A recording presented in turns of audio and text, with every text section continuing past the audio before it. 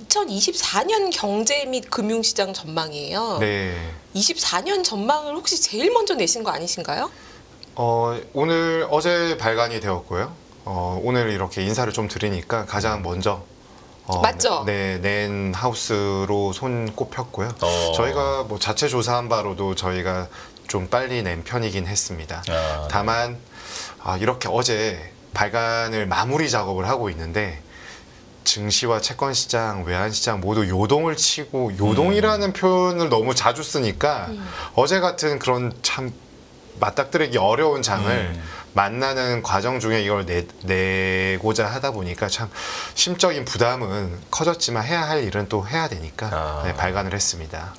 여러분 지금 시청자분들 유튜브로도 보고 계신데요.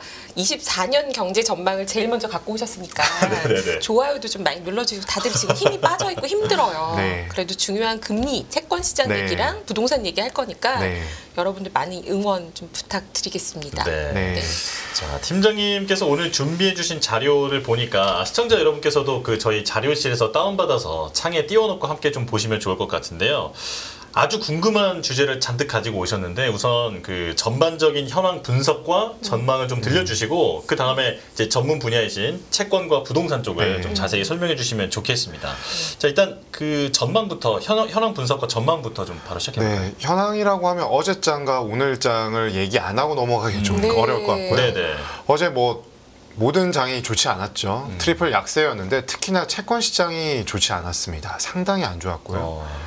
저희도 매일 아침 7시마다 매크로 데일리를 내는데 이런 숫자를 정리하면서도 이 워딩 자체를 어떻게 써야 되는가 해서 수정에 수정을 거듭하고 오늘 데일리를 냈었고요. 뭐 처음 보시는 상황이 나올 정도였나요? 그렇죠. 뭐 이론상으로만 존재했었던 국채 선물 하한가를 맞아보기도 했고요. 어제 뭐 주요 만기물별 국고채 금리가 기준금리의 변동폭인 25bp보다 대부분이 더 컸죠. 하루 만에. 네. 금리에 대한 뭐 얘기는 기재부에서 시장금리 급등 예의주시하고 있다. 요 정도 멘트였었는데 어제 증시 외환보다 채권 시장의 충격이 더 컸습니다. 그래서 어제 집에서 9시경에 저녁 식사를 하고 있는데 친한 고객분께서 영화 포스터를 하나 던져주시더라고요. 네. 영화 포스터의 그 제목은 지옥의 묵시록이었습니다. 진짜 말을 할 수가 없는, 특히 채권은 정말 어제 심각했던 것 같아요. 네, 뭐 증시 외환도 다 심각했지만 이 모든 사태가 파월 그리고 연준, 미국 경기와 물가 하다 보니까 그동안에 열리지 못했었던 우리가 연유였던 재료들을 다 일제히 소화를 하고 특히나 최근 들어서 미국장에 대한 후행적인 흐름들이 컸었지만 최근에 국내 채권 시장은 리딩 인디케이터로서 많이 작용하거든요. 뉴질랜드, 호주, 한국이 그 다음 유럽, 미국장에 대한 선제적인 신호들을 많이 주는 좀 아이코닉한 성격을 띠기 시작했기 때문에 어제 그 충격을 고스란히 받을 수밖에 없었다라고 볼 수가 있겠습니다. 그리고 오늘 소폭 금리가 내렸는데요. 장중에는 그래도 15bp 정도 떨어지다가 장 마감할 때는 5bp 정도에 그쳤습니다. 그래서 오늘자 기준으로 금리를 보니까요. 1년 내에 가장 높은 수준은 아닙니다. 왜냐하면은 작년 10월 21일이 레고랜드 사태의 정점이었고요. 손을 놓고 있다가 충격을 받아서 그때 9월 말부터 10월 초까지 굉장히 금리가 급등을 했었습니다. 금리가 급등하는 게 그냥 급등하는 수준이 아니라 그냥 장이 멈춰버리는 듯한 그러니까 거래가 잘 안 되어서 유동성이 메말랐을 때 거래가 찍히는 게 점으로 나타났다라고 볼 수가 있는데 지금은 거래가 되는 과정 중에 추석 연휴가 충격을 좀 크게 가져왔었고 그 1년 전인 10월 21일이 주요 만기물별로 4.4에서 4.5% 그러니까 우리가 익히 알고 있는 국고 3년, 5년, 10년이 다 4.4, 4.5 사이에 다 있었고요. 오늘은 국고 3년물이 4.1 정도, 국고 10년물이 4.3 중반. 그래서 국고 3년물 대비 10년물 금리 스프레드를 우리가 이른바 장단기물 금리 스프레드로 많이 표현을 하는데 25bp입니다. 근데 금리 레벨은 조금 낮은데요. 장단기물 금리 스프레드는 1년 내 최고치예요. 오늘이. 이 말인즉슨 지금 투자자들, 시장금리의 여러 직간접적인 플레이어들이 그때보다 조금 혼돈을 좀 가져오고 있다. 왜냐하면은 금리 인상이 끝났다라고 하면은 어느 정도 스프레드가 붙어 있고 그 다음에 경기 침체가 된다라고 보면은 이른바 수익률 곡선이 누워 있다. 그쵸. 커브 플래트닝이다라고 하는데 금리 인상이 끝났다라고 하는데 커브가 스티프닝, 수익률 곡선이 누워 있던 것이 서게 되는 그런 양상이 지금 펼쳐지고 있습니다. 1년에 가장 높다. 네. 이 말인즉슨 미국 국채 수익률 곡선도 마찬가지예요. 미국채 2년 대비 10년 금리 스프레드가 마이너스 폭을 70에서 80pp까지 그러니까 역전이 되어 있었거든요.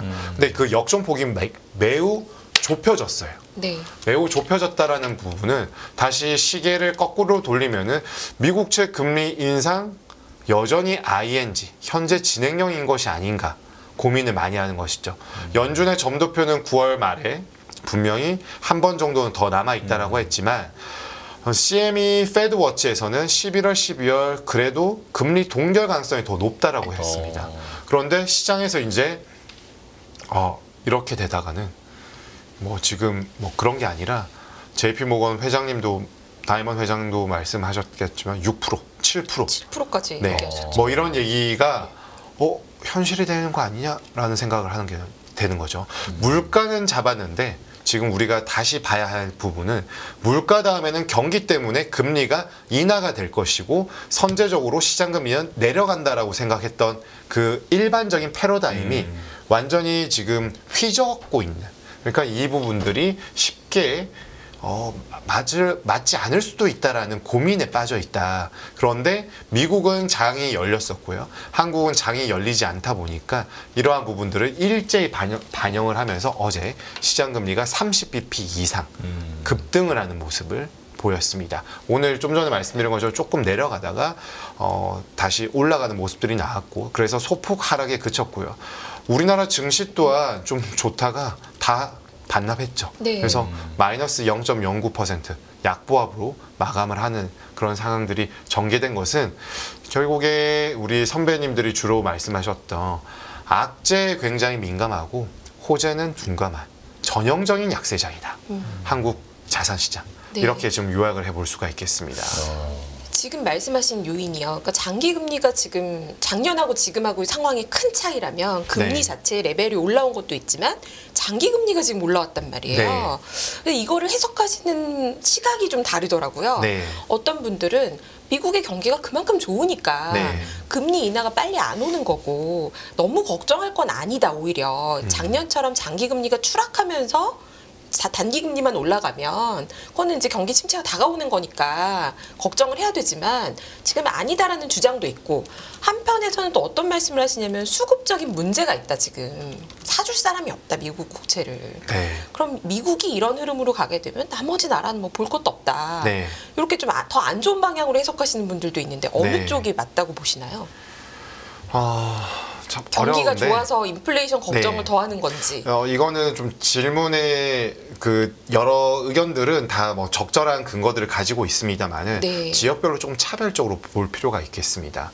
쉽지 않은 질문이신 건 맞고요. 왜냐하면 그렇기 때문에 금리의 급등락이 나오고 국채 변동성 지수인 무브 인덱스가 지금 18개월 연속 100포인트 이상에서 지금 왔다 갔다 하고 있거든요. 굉장히 지금 예민한 상황에 있다라고 볼 수 있겠습니다. 제가 생각했을 때에는 좋다라고 보기는 좀 다소 어렵다. 왜냐? 변동성 지수가 높은 상황에서 금리 레벨이 급격하게 상향 조정되었다라는 부분은 굉장히 무언가 사단이 나도 날 수 있는 가능성을 보여주고 있다라고 볼 수가 있겠고요. 다만 우리보다 반대죠. 미국보다 우리 상황이 더 안 좋다라고 봐야 되는 거죠. 일단 미국 먼저 말씀드리겠습니다. 미국은 제가 좀 전에 말씀드린 것처럼 물가 잡힐 것 같고 디스인플레이션 국면, 그러니까 물가 상승률의 오름폭의 축소세가 나타나고 있는 것에 대해서는 이견이 없습니다. 근데 물가 다음은 경기로 가면은 우리가 나이브하게 생각했었던 물가 다음에 경기면은 이제 금리 인상 다음에 동결 짧게 하고 인하로 갈 것이다. 그럼 시장 금리가 하락할 것이다 라고 생각했던 패러다임이 지금 비트는 상황이 나왔고요. 네. 미국 경기가 워낙에 좋다 보니까 지난 연휴 초반에는 PC 개인 소비 지출은 시장의 기대치에 하회하면서 굉장히 안도를 했습니다. 그쵸. 그런데 졸츠 고용 시장이 너무 좋다 보니까 이거 물가는 우리가 맞는데 경기가 소프트한 랜딩도 아니고 하드 랜딩은 뭐 저 멀리 갔고 노 랜딩이면 어떡할까 이 고민을 하게 된 것이죠. 그러다 보니까 금리 레벨이 좀 올라왔다라고 볼 수가 있겠고요. 여기에서 더 우려스러운 부분은 그러면 연준의 긴축이 끝나지 않을 수도 있다라는 생각들을 하고 있는 거죠. 근데 우리나라는 어떻습니까? 성장률 전망치가 1.4까지 한국은행과 기재부가 다 내렸는데요. 네. 지금 이 일을 하회할 것으로 보고 있죠. 가장 핵심은 IT 쪽, 반도체죠. 반도체가 빨리 안 살아나고 있습니다. 감산에 대한 부분들은 일정 부분 기대감은 있지만 가격 경쟁력에 대한 부분들이 아직 퀘스천 마크가 있는 것이고요. 정부 돈 안 쓴다고 했죠. 재정 건전성이 더 중요하다. 그래서 추경이나 어떤 예산 확장적인 예산 재정 정책을 쓰지 않는 모습을 보이고 있습니다. 근데 우리나라는 금리는 그러면 내려가야 되면 왜 올랐을까? 네. 결국 연준이죠. 연준이 더 과감한 긴축 정책을 펼칠 가능성에 대해서 남아 있다 보니까 이는 결국에 텀 프리미엄, 리스크 프리미엄의 증대, 확대로 봐야 됩니다. 즉 우리나라가 과연 이런 상황에서 버틸 수가 있을까에 대한 고민들로 가고 있기 때문에 소버린 리스크로 대변되는 장기채 금리의 가산이 된 것이고요. 그래서 제가 좀 전에 말씀드렸다시피 1년 내 가장 장단기물 금리 스프레드가 커져 있다라고 말씀드렸잖아요. 이게 경기 때문에 좋아진 게 아니거든요. 네. 경기는 침체, 둔화의 신호가 확연하게 나타나고 있는데 스프레드가 벌어졌다라는 것은 결국에는 다른 요인이다 라고 볼 수 있습니다. 그리고 아까 말씀하셨던 수급 요인. 수급은 발행 시장이 굉장히 활성화가 되고 발행 물량이 늘어나면은 금리가 올라갈 수 있어요. 그렇죠. 근데 연말로 갈수록 국고채 시장은 발행 물량이 없고요. 회사채 시장에서 발행 물량이 있다라면은 회사채 AA 마이너스 금리 스프레드도 벌어져야 됩니다. 그런데 그냥 지금은 70bp 중반에서 같이 왔다 갔다 하고 있는 상황이거든요. 그렇기 때문에 수급에 대한 부분들은 조금 지금 영향력에서는 조금 후행적이다. 즉 오히려 유통시장에서 사줄 사람이 없기 때문에 지금 금리가 좀 튄 것도 있고 결국에는 그 이면에는 왜 사줄 수 없게 되었는가? 외국 그러니까 미국의 동향에 대해서 안심할 수가 없기 때문에 우리 국채 금리가 굉장히 변동성이 심한 국면으로 빠져들었다라고 보는 것이 좀 더 적절하다라고 볼 수 있습니다. 다시 한번 말씀드려서 미국은 경기가 너무 좋고 연준에 대한 정책에 대한 아직 퀘스천 마크가 다시 한번 부상이 될 거예요. 빅 퀘스천 마크가 떠오른 것이고요. 우리나라는 경기, 수급보다는 소버린에 대한 부분들, 미국에 연동이 되면서 굉장히 좀 우려스러운 현상들이 나타나고 있고요. 한번 장표 하나 보실까요? 오늘 올려드린 자료 중에서 네. 6페이지를 보시게 되면은요. 뭐 에너지 가격은 어제 조금 크게 떨어졌고요. 근데 이제 3분기가 아닌 어제가 4분기 초반이죠. 그러니까 네. 이 장표에 안 나타나는데 위에 거를 말고 하단에 위치한 3Q 등락용을 막대 그래프를 보시게 되면은 다 막대 그래프가 떨어져 있는데 딱 4개가 좋습니다. 에너지 가격, US 달러, 그리고 국내 부동산입니다. 네. 그런데 부동산은 뭐 오늘 주제에서 약간 벗어나 있으니까 일단 에너지 가격은 좀 전에 말씀드린 것처럼 오펙 플러스에서 사우디와 러시아가 공급 감산은 10월까지가 아니라 12월까지 하겠다라고 해서 좀 올라간 것인데 어제 떨어졌기 때문에 좀 반락을 했을 것입니다. 근데 3Q에는 나타나지 않겠고요. 네. 이상하게도 US 달러가 미국 연준의 기준금리 인상 정책이 거의 끝자락에 있음에도 불구하고 올라가 있죠. 3Q에도 막대 그래프가 위를 플러스의 영역에 있고 YTD 기준으로도 플러스에 있다라는 점은 결국 연준의 긴축 정책이 끝남에도 불구하고 끝날 것이다라고 전망하고 있음에도 불구하고 더 세졌다라는 것은 미국발 여러 가지 경제 펀더멘탈, 연준 정책 이러한 부분들이 넌 US 자산에 대해서 굉장히 불확실성을 야기시키고 있는 그런 국면이다라고 볼 수 있습니다. 즉 신흥국들은 더 위험한 상황에 빠질 수도 있다라고 볼 수 있겠고 3Q와 4Q에 바뀌는 국면 속에서 달러는 107까지 올라갔고요. 미국채 10년물 금리는 4.7에서 4.8 레벨에 형성되어 있는 상황이기 때문에 상당히 유가증권에 대한 회피 성향이 두드러질 수밖에 없기 때문에 우리나라 시장에도 영향을 미쳤다라고 진단해 볼 수 있습니다. 지금 이제 좀 단기적으로 워낙에 변동성이 크고 지금 이슈가 많으니까 네. 단기 얘기를 조금만 더 짚어보도록 할게요. 근데 지금 제가 앞에서 채권 수급을 여쭤봤던 거는 사실 네. 한국 시장의 채권 수급보다는 네. 미국 국채를 여쭤봤던 거고 왜냐하면 그 이유는 한국 금리가 결국 미국 금리를 따라서 지금 움직이고 있기 때문에 미국 금리가 언제 진정되고 내려가느냐가 굉장히 중요할 것 같거든요. 네. 근데 지금 미국이 만약에 최근에 어떤 말씀을 하시는 분이 있었냐면은 어제 오늘 사이에 미국이 예산안을 45일 임시로 통과를 시키면서 원래는 이게 차라리 셧다운이 됐으면 돈을 못 쓰는데 재정을 그래도 계속 쓴다고 하니까 국채 발행을 연말이어도 해야 되겠지. 그래서 미국의 국채 발행은 있는데 수급이 이걸 받쳐줄 때가 있느냐. 이런 얘기를 하신 분도 있었어요. 네. 그러면서 이분의 시각은 그래서 너무 걱정할 거 없다. 단기 불확실성 해소이기 때문에 큰일 아니다. 이렇게 보시는 분도 있더라고요. 네, 맞는 말씀이십니다. 왜냐하면은 그 5월 달에 셧다운 관련된 부분, 그 5, 6, 7 이렇게 해서 했고요.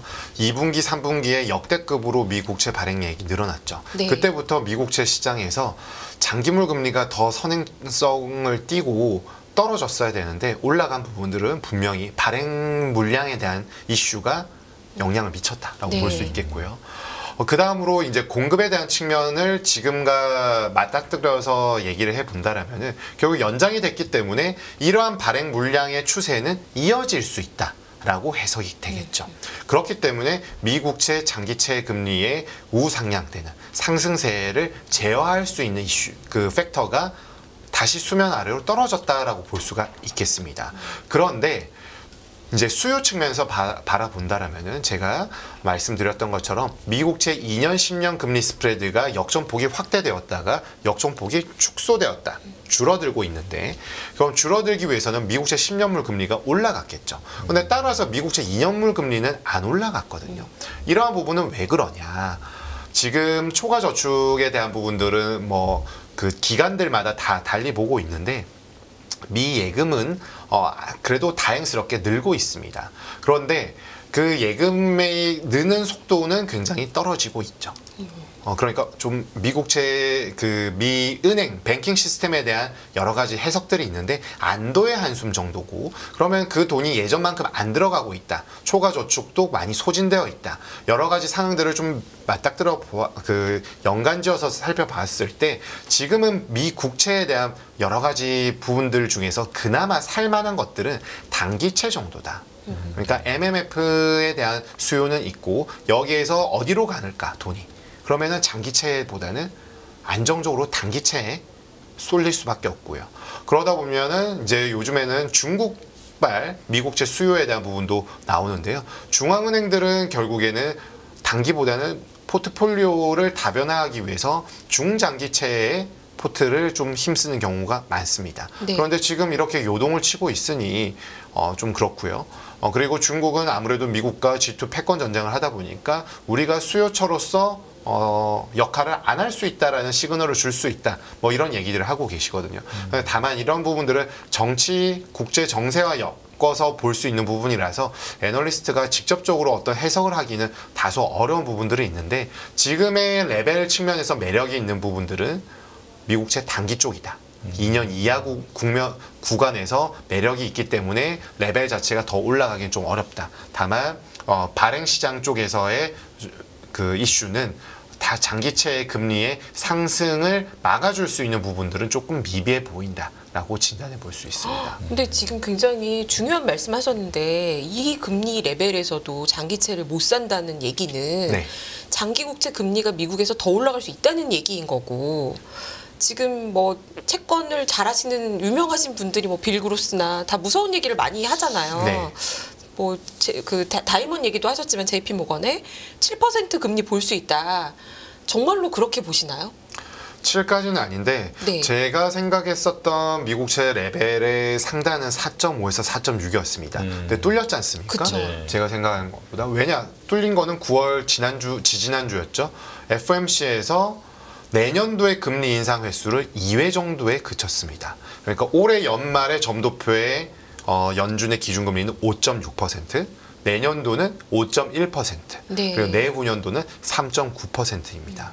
그리고 롱거런 기준금리에서 좀 상단에 대한 점이 조금 더 찍혀 있는 부분들 여러 가지로 닐 카시카리 미네폴리스 연은 총재가 얘기하는 것처럼 중립금리가 좀 많이 올라온 것 같다 이 얘기를 했거든요. 네. 그리고 중립금리 추정치도 0에서 2.5 정도 레벨까지 올라온 부분들은 미 연준의 기준금리가 높지만 중립금리 레벨 대비해서 스프레드는 지금은 이렇게 많이 올라왔나라고 하지만 물가를 잡기 위한 기준금리의 긴축의 강도를 중립금리와 현재 명목 연준 기준금리의 스프레드 차이를 통해서 본다라면은 생각보다 긴축의 강도가 안 세다라는 생각들을 할 수 있기 때문에 이러한 부분들은 물가와 경기에 대한 측면을 엮어서 볼 수 있는 장기채 금리에 좀 영향을 미칠 가능성을 염두에 두고 봐야겠죠. 네.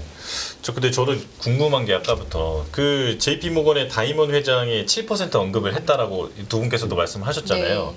이분은 그러면 뭐를 보고 이렇게 뭐 이런 발언을 하시게 된 건지 좀 추측되는 게 있나요? 결국 물가가 쉽게 안 잡힌다. 그리고 디리스킹을 하기 위한 미국의 여러 일련의 정책들은 공급망 인플레. 그러니까 우리 편과 남의 편 그리고 그들 편 이렇게 나누다 보면은 전 세계를 한 공장으로 쓰는 것보다 우리 편끼리만 하다 보면은 원가가 올라갈 수 있겠죠. 그쵸. 우리 편이 보이지 않는 손이 작아진 세계에서 네네. 쓰다 보니까 그렇게 되겠죠. 그러면 그런 측면들을 봐야 되는 것이고 그럼에도 불구하고 그 다이먼 회장한테 물어보면은 금융 시스템 리스크가 있는 거 아닌가요? 하면은 그들 스스로 인정하기가 좀 어려울 수 있겠죠.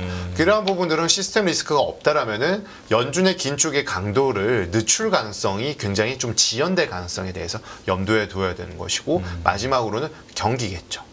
고용시장 상당히 좋고요. 그리고 미 증시가 가는 부분들은 뭐 출렁이지만 그리고 타 주요 증시보다는 그래도 안정적인 흐름들 보여줄 수 있고 6페이지에서 보신 것처럼 미국 증시의 YTD 수익률이 모든 자산 중에서 가장 좋았다라는 네. 점은 그만큼 경제 펀더멘탈과 밸류에이션 차이가 그나마 가장 안정적이다라는 점을 보여주고 있기 때문에 뭐 다이먼 회장은 좀 강하게 좀 자극적으로 얘기한 것이 아닌가라고 생각을 하고요.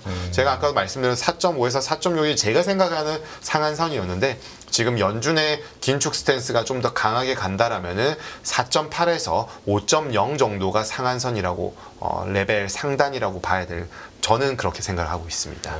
근데 좀 무섭긴 해요. 4자 들을 때도 사실 무서웠고 네. 3% 올라설 때만 해도 얼마나 시장이 공포가 있었는데요. 네. 어느 날 4%대 와서 이제는 5까지 봐야 된다는 얘기를 들으니까 그러니까요. 저는 좀 약간 겁이 나기도 하는데요. 한국의 금리는 어쨌거나 추경도 못 쓰고 경기 부양을 못할 정도로 지금 잡아놓고 있는데도 미국 금리 따라서 움직이지 않습니까? 네. 이 추세는 그러면 미국이 경기가 꺾일 때까지 물가가 잡히려면 경기가 꺾여야 된다. 그런 일이 나올 때까지 한국 금리도 못 내려간다라고 봐야 될까요? US 달러의 향방에 좌우될 것으로 보여집니다. 네. 표를 하나 보시겠습니다. 네.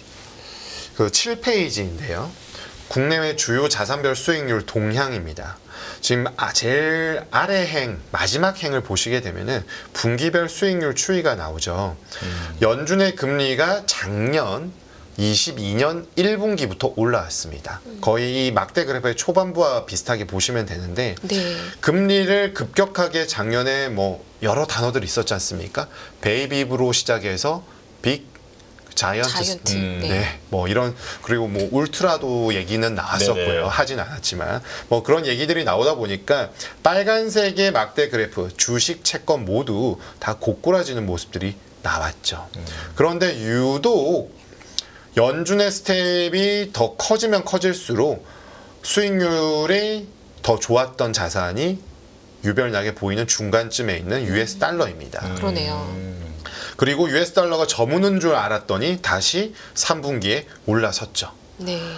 이 말인즉슨 US 달러에 의해서 다른 유가증권 국내외 가리지 않고요. 불확실성이 높을 때마다 US 달러로 수요가 몰리다 보니까 유가증권인 주식, 채권, 부동산, 유가증권 아니지만요.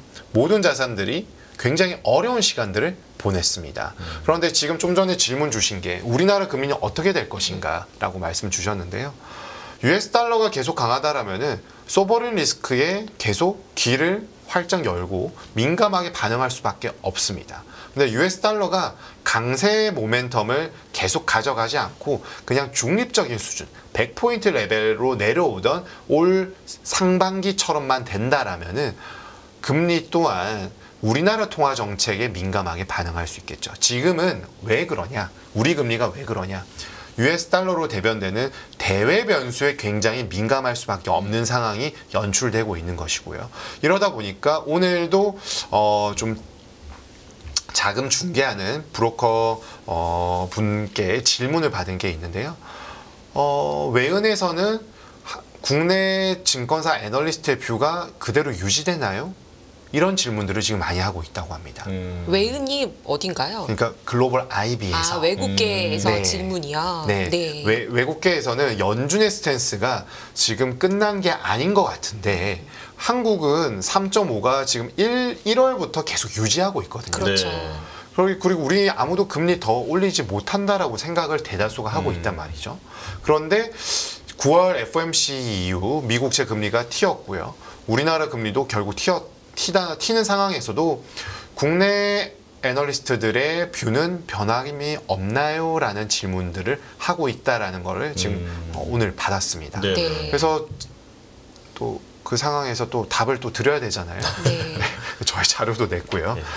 그래서 그럼에도 불구하고 달러에 대한 부분들은 추가적으로 강세로 가기 어렵다라고 보고 있기 때문에 우리나라 통화 당국은 금리를 동결할 것으로 본다라고 말씀을 드렸고요. 그 이면에는 뭐 여러 가지 이유들이 있겠지만 최근에 좀 재밌게 보고 있는 것들은 한국은행은 금융안정보고서를 통해서 GDP 대비 가계부채가 105%까지 올라온 것이 정부와 금융당국에서의 대출 완화, 부동산 시장 안정화를 위한 대출 완화다라고 얘기를 하고 있는 반면에 금융위로 대변되는 곳은 이것은 대출 완화가 아니라 정상화를 하기 위한 일련의 뭐 조금 정책들의 이런 효과들이었다. 그렇기 때문에 이러한 부분들이 DSR을 풀지 않고 있기 때문에 가계 부채의 리스크가 더 좀 높아졌다라고 보기는 어렵다라는 얘기를 하면서 좀 이렇게 대조적인 입장들이 좀 나오고 있습니다. 그렇기 때문에 저는 오히려 그런 점을 본다라면은 더 금리를 올리는 것이 어렵지 않을까라고 생각합니다. 만약에 삼위일체로 정부, 금융당국, 통화당국이 입장이 같다라면은 금리를 올려야 된다라고 봐야 되는데 지금은 정부와 금융당국의 스탠스와 한국은행이 약간 이렇게 versus하는 모습들이 나오고 있기 때문에 한국은행이 금리를 올려서 금융 안정을 더 추구하는 모습을 띠기에는 리스크 테이킹을 한국은행이 좀 더 많이 해야 되는 것이 아닌가라고 보고 있기 때문에 금리는 동결이 될 것이고요. 그리고 다양한 미시적 정책들이 나오면서 시장 금리가 튈 때는 유동성 정책, 공개시장 조작을 통해서 좀 금리를 안정화시키려는 모습들이 나오지 않을까라고 생각을 하고 있습니다. 시장 상황을 보기는 해야겠지만 그 미국의 지금 분위기가 매일 미국도 다르니까요. 네. 알긴 어렵지만 그래도 미국은 아직은 연말까지 한 번 더 인상할 가능성을 시장이 어느 정도는 보고 있지 않습니까? 네. 있을 수도 있다 이렇게 네. 보잖아요. 그런데 강달러가 이렇게까지 달러 인덱스가 107까지 올라오지 않았더라면 네. 우리도 뭐 미국이랑 금리 역전된 지 좀 됐고 네. 미국 한 번 더 올려도 우리는 버티자. 그럴 수 있겠지만 환율이 지금 오늘 1,350원, 뭐 1,360원도 갔다 왔었는데 네. 어제는요. 이런 정도 상황이면은 우리도 금리 인상을 고려할 수도 있는 거 아닌가요? 그렇죠. 달러 모멘텀이 더 살아나고 원달러 환율이 1,300 후반원에서 1,400원으로 가는 모습이 나타난다라면은 분명히 이 외국계 자본들의 자본 유출 압력은 커질 수밖에 없습니다. 특히나 추석 싫어한다고 하셨잖아요. 네. 채권 시장도 추석을 좀 안 좋아합니다. 왜냐하면은요, 추석이 보통 9월 중순이나 9월 말, 뭐 좀 늦어지면은 10월 초에 있지 않습니까? 네. 그럼 분기말 자금 수요가 단기 자금 시장부터 자금을 빼놓거든요. 네. 빼서 써야 될 곳들이 쫙 뿌려진단 말이죠. 그런데 이번에 정말 좀 뭐 추석을 욕하는 것은 아니지만 타이밍이 좀 안 좋았던 것이 안 좋은데 이제 6일. 네. 네. 분기 말과 분기 초에 겹쳐 있었고 임시 공휴일까지 지정이 되었고요. 그러다 보니까 개개인으로서는 시간을 가족과 보낼 수 있어서 좋았지만 채권 시장 참가자 입장에서는 준비할 것이 너무 많았습니다. 근데 여기에 불난 집에 기름을 끼얹는 모습처럼 미국채 금리마저 갔죠. 그러다 보니까 채권 시장 금리가 굉장히 안 좋았고요. 여기에서 이제 핵심은 분기 말이 아니라 연말에 있을 외국계 자본의 유출입에 대한 동향을 좀 살펴보는 것이 중요하지 않을까라고 생각을 합니다. 일단은 WGBI는 작년 이때 워치리스트에 편입은 됐지만 1년 만에 WGBI에 본격적으로 편입 대상으로 되기는 어렵습니다. 이번에 떨어졌죠. 네. 그래서 내년도 상반기를 노리는 것으로 보여지는데요. 제도적인 측면에서 외국계 자본이 유출될 가능성은 상당히 좀 낮아 보입니다. 특히나 저희가 자료를 이번에 내면서 조사를 해보니까 내년도에는 만약에 WGBI가 편입이 된다라면은 24년도의 현재 추세를 감안했을 때 올해 연말은 국채 잔액 중에서 외국인 보유 잔액의 비중이 18.5% 정도가 될 것으로 보여지고요. 내년도에는 19.3~4% 정도 될 것 같습니다. 계속 늘고 있어요. 네. 느는 과정 중에서 WGBI 편입이라는 호재까지 온다라면은 20%를 넘을 수 있다라고 보여지거든요. 이런 상황에서 원달러 환율이 1,400원을 가고 달러가 더 세지고 우리나라에서 자본이 빠지고 이렇게 해야 금리를 인상할 가능성이 높은데 이창용 총재도 얘기하다시피 지금 이 정도의 그 한미 기준금리 격차 때문에 금리를 올릴 수는 없고 외국인 자본의 흐름들을 좀 더 면밀히 살펴본다라고 얘기를 한 상황이기 때문에 아직 외인 자본 유출에 대한 시그널은 명확하게 나타나지 않고 있고요. 통화채, 국채 모두 비교적 견조하게 큰 변동성을 나타내지 않고 있는 상황이기 때문에 지금의 금리 인상 가능성은 만약에 저희가 좀 놓치는 부분들이 좀 극적으로 드러나고 여기서 금리 레벨도 더 튀고 그리고 원달러 환율도 더 올라갔을 때 가능한 좀 제한적인 극단적으로 좀 제한적인 시나리오에서 가능한 시나리오 정도가 되지 않을까라고 생각합니다. 네. 그러니까 이제 우리나라 금리도 그 인상에 대한 압력은 확실히 있지만, 네, 하지만 이제 그 팀장님께서 보시기에는 웬만하면 동결 쪽으로 갈 것 같다라고 이제 전망하신다라는 거죠. 네, 그렇습니다. 저도 그랬으면 좋겠다라는 생각도 들고 분명히 우리 가계부채나 개인 자영업자들 부채 부담이 상당하기 때문에 팀장님 말씀대로 갔으면 좋겠어요. 네.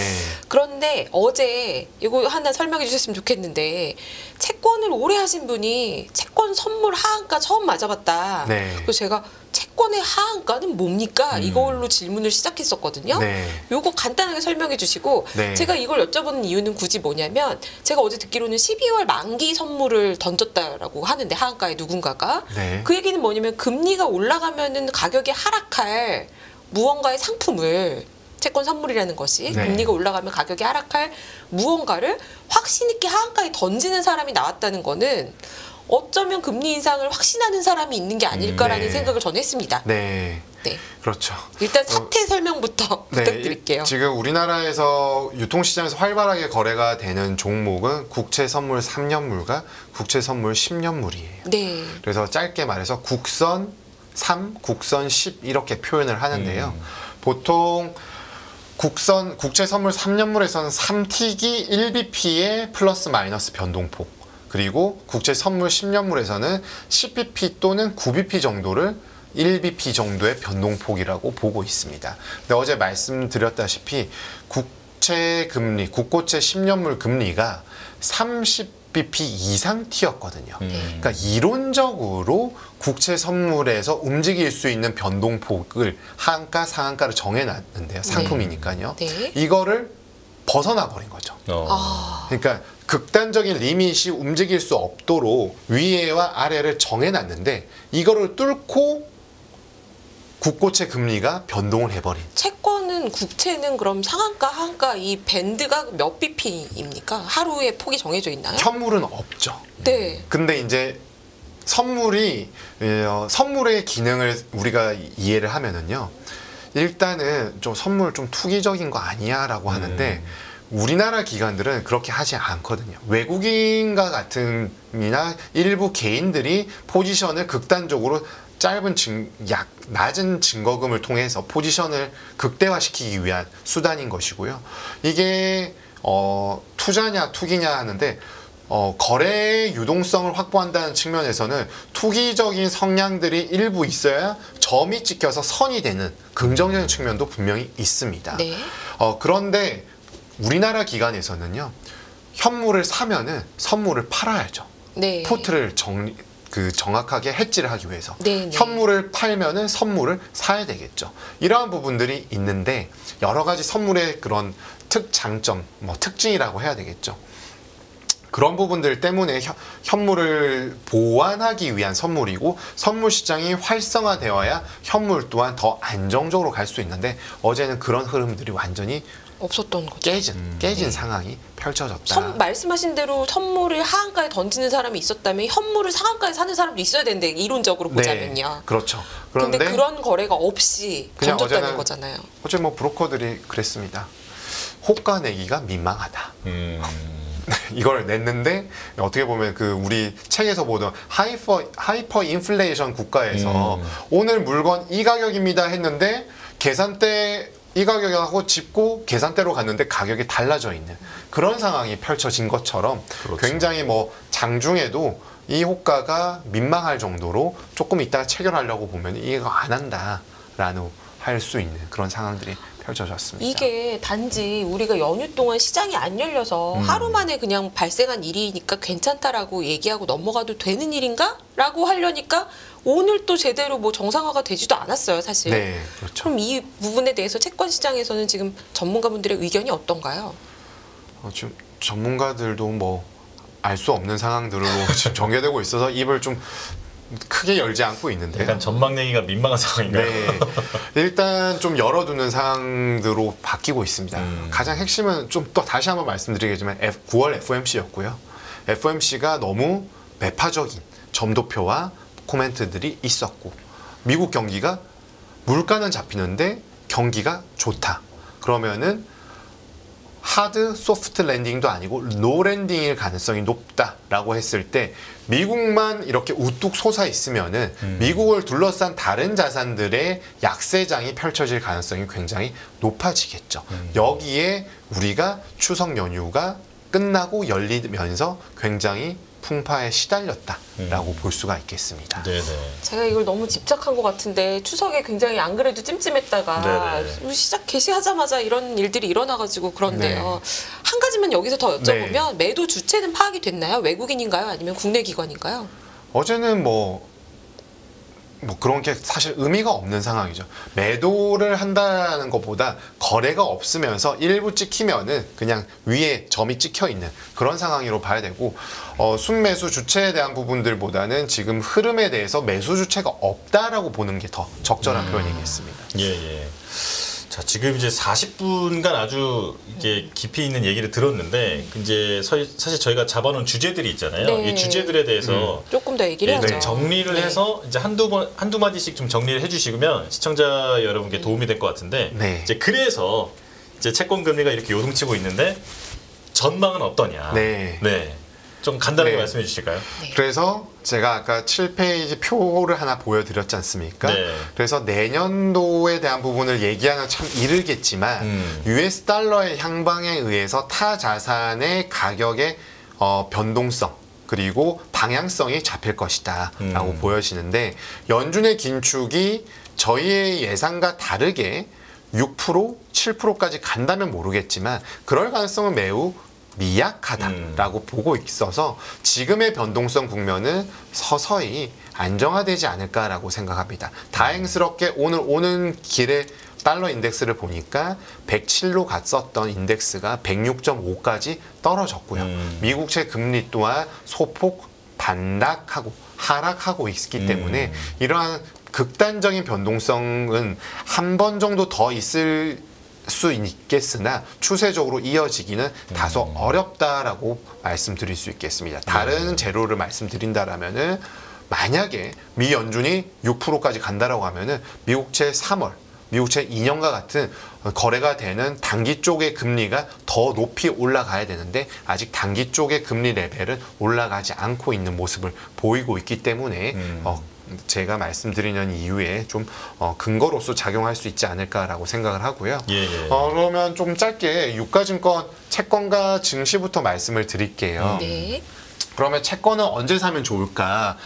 저는 장기채는 지금과 같은 위험성이 있기 때문에 계속 하반기 전망을 말씀드릴 때도 보수적으로 보자라고 말씀을 드렸습니다. 단기채가 좋다. 왜냐? 단기채를 통해서 차익을 실현하기보다는 캐리 수익을 확보하는데 좀 더 유용하고 포트에 대한 해지, 위험 리스크 해지를 하기에는 장기채는 너무 위험하다. 채권이겠지만 이런 점을 말씀드렸는데 지금 장기채 금리가 굉장히 안 좋은 상황으로 펼쳐지고 있습니다.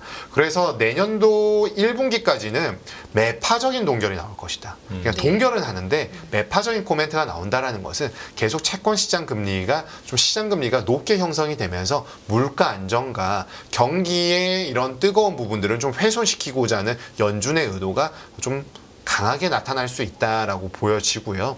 3분기와 4분기에 우리나라뿐만 아니라 미 연준도 금리를 인하할 수 있다라고 보여집니다. 이렇게 될 경우에는 단기 쪽은 금리가 금리 인하에 대한 부분들이 있기 때문에 지금 기준금리 대비 높아져 있는 국내 국고금리는 좀 따라서 내려갈 수가 있겠고요. 장기 쪽은 연준이 그래도 우리보다는 느리게 움직일 가능성이 높기 때문에 연준의 눈치 보기 장세 가 있을 수 있습니다. 그래서 수익률 곡선 측면에서 보자라면은 불리시한, 그러니까 채권은 2분기 이후부터는 조금 강세장, 그러니까 올해 4분기와 내년도 1분기까지는 중립 또는 약보합이 펼쳐지겠고요. 2분기부터는 강보합으로 전환이 될 것이고 3분기부터는 강세장이 나타날 것인데 이 강세장이 나타날 때에도 단기 쪽이 좀 더 좋고 장기 쪽은 따라가는 폭이 좀 미미한 수준으로 되어서 장단기물 금리 스프레드가 벌어지는 흐름을 예상하고 있습니다. 다음으로 이제 증시 쪽 말씀드리겠는데요. 네. 증시는 우리 사자성어 있죠? 기승전결이라고 표현을 합니다. 이게 지금 내년 말씀하시는 네, 거죠? 내년입니다. 그러니까 내년뿐만 아니라 올해도 이어지겠죠. 올해는 저희가 포지션을 상고 하유로 잡고 하반기에 2차 전지가 그렇게 뜨거울 때도 저희 2650선을 더 추가 상향하지 않았었습니다. 한 번 뚫렸었고요. 계속 2650을 꾸준히 유지해 왔는데 그러한 부분들은 결국 중국발 리오프닝에 대한 기대감이 일장 춘몽처럼 좀 끝날 수 있고 반도체가 살아날 듯 말 듯 하는데 살아나기는 좀 어렵다라고 보고 있었기 때문에 2650선을 상단으로 유지를 했습니다. 그럼에도 불구하고 내년도에는 2900까지 갈 수 있다라는 포인트를 말씀드리자면은 업황에 대한 개선 기대감이 현실적으로 좀 나타날 수 있다. 그리고 내년도 하반기에는 한국은행뿐만 아니라 연준의 금리 인하도 나타날 수 있다. 라고 판단하고 있고요.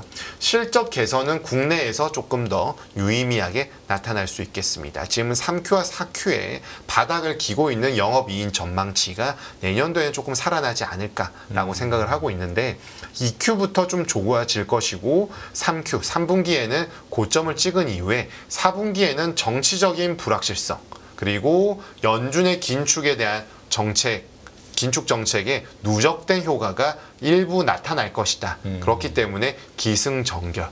2분기, 3분기에 좀 올라가고 4분기에는 소폭 반락하면서 마무리가 되는 그런 수준으로 판단하고 있습니다. 예. 짧게 요약하면 이게 맞는지 한번 봐주세요. 네. 일단 지금 금리가 쉽게 잡힐 상황이 아니다. 네.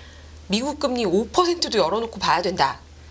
한국은 미국 금리에 연동된다. 네. 그래서 금리가 쉽게 안 내려갈 거다. 올리지도 못한다. 네. 그러면 금리 인하 시점은 내년 3분기라고 보셨는데 네. 내년 주식시장이 기승전결이 아니라 기승 이렇게 올라가는 게 뭐가 있어야 되는데 네. 금리 3분기에 내린다고 하면은 그때까지는 좀 지켜봐야 되는 거 아닌가요? 그럼에도 불구하고 금리 인하에 대한 기대감, 그러니까 긴축에 대한 부분들로 자금 유동성에 대한 위축이 된 부분들이 해소가 된다라는 측면은 유가증권 시장에서 일부 호재로 작용할 가능성이 있겠고요. 연준의 긴축은 매파적인 동결, 그러니까 달러 강세가 크게 밀리는 것은 아니지만 레벨의 우상향을 더 끌고 가기에는 다소 어려울 수 있다라는 점으로 판단하고 있기 때문에 유가증권 시장이 지금 나타난 3분기에 어려웠던 것만큼 악화되기는 다소 어려운 부분들이 있지 않을까. 그러니까 악화되지는 않을 수 있다라고 생각하는 부분들이 내년도 1분기 말 2분기 초부터 개시될 것이다 라고 말씀드리는 것이고요. 지금은 워낙에 금리 여건이 공격적이고 거칠게 나오다 보니까 연말까지는 상당히 좀 보수적으로 대응하는 것들이 필요하다라고 말씀드리겠습니다.